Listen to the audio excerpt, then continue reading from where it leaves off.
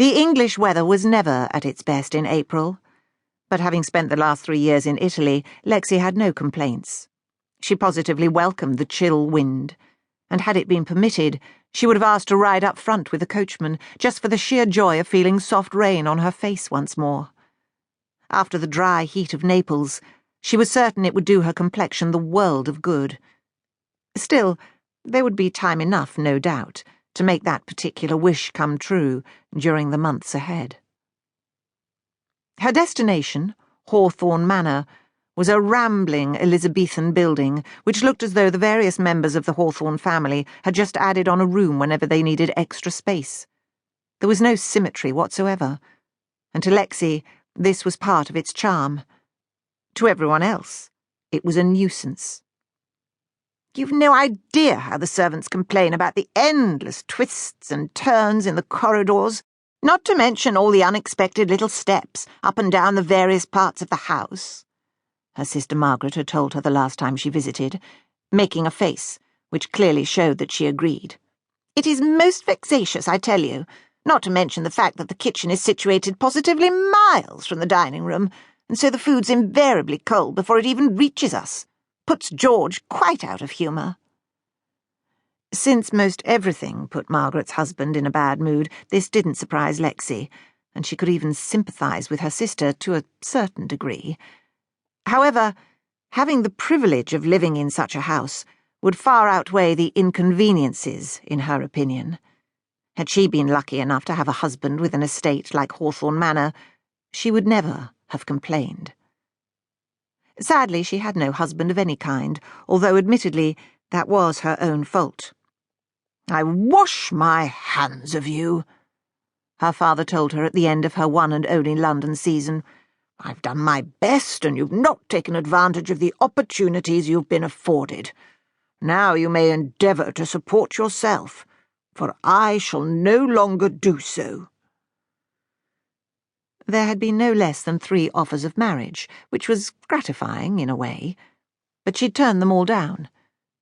She didn't want to be a brood mare stuck in a loveless marriage, and had decided she would rather live her life alone, or as alone as any female could be in this day and age. Her father hadn't really meant his harsh words, and Lexie knew he would never cast her out entirely, but she had felt herself to be a burden nonetheless.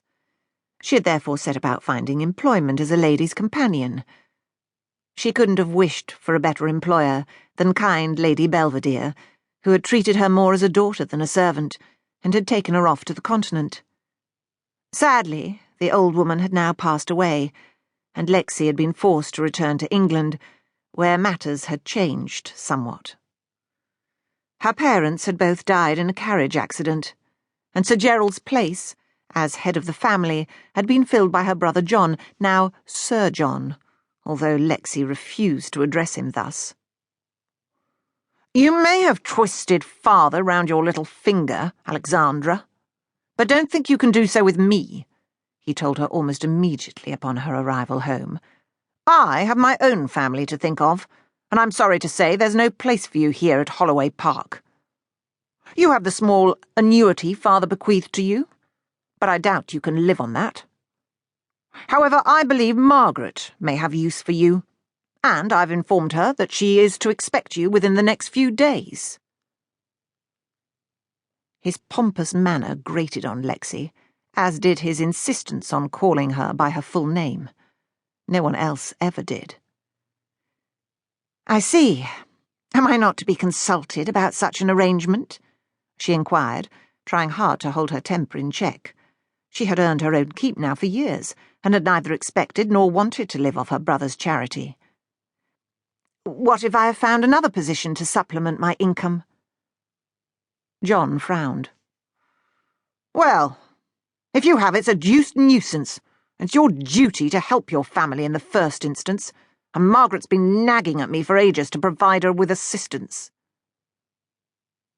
Lexie thought to herself that Margaret had probably meant the financial kind, since her husband was forever in debt due to excessive gaming. But John either didn't want to acknowledge this, or he was being obtuse. He also clearly